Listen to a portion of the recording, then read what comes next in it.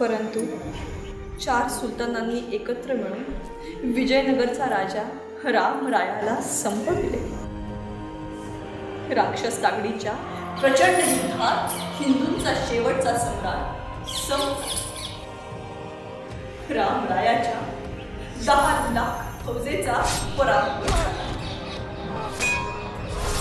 रामरायाचे पुस्तक तोडून त्यातून मेंदू व मांस बाहेर काढून तरी कामे केले व विजापूरच्या एका 60 पाण्याच्या मोठ्या मोरीपाशी असे बसविले की त्या मोरीतून येणारी गहाण रामरायाच्या तोंडातून बाहेर यावी.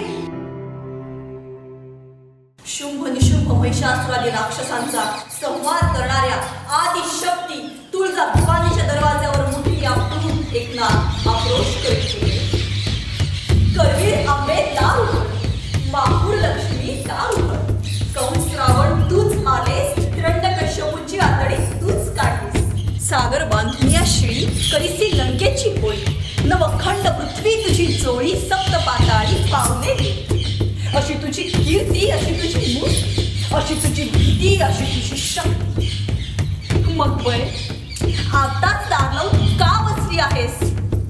हे चंड मुंड भंडासुर खंडिनी जगदंबे, उद्दंड दंड महिषासुर मर्दिनी दुर्गे, महाराष्ट्र धर्म रक्षिके तुळजा भवानी दार उघड, दार उघड बये दार उघड. पुढील 5 महिने बाळ पोटात असताना अति दुःखात गेले. उदरीत वाढत असणाऱ्या निखाऱ्याला सुडाने अभिमन्यूप्रमाणे मी शिकवू लागले. मी अंबिकेकडे वरदान मागू लागले. दे अंबिके, दे चंडिके, दे शारदे वरदान दे. मज अस्त्र दे, मज शस्त्र दे, मज ज्ञान दे, मज त्राण दे. उन्मत्त की सिंहासने चिरभावन्या सामर्थ दे. निरताळण्या या दैत्य झुंडी अंबिके वरदान दे, अंबिके वरदान दे. शिवनेरीवर शालिवाहन शके 1551 शुक्ल नाम संवत्सरात फाल्गुन महिन्यात वद्य तिथीला सूर्यास्त झाल्यानंतर बाळाचा जन्म झाला.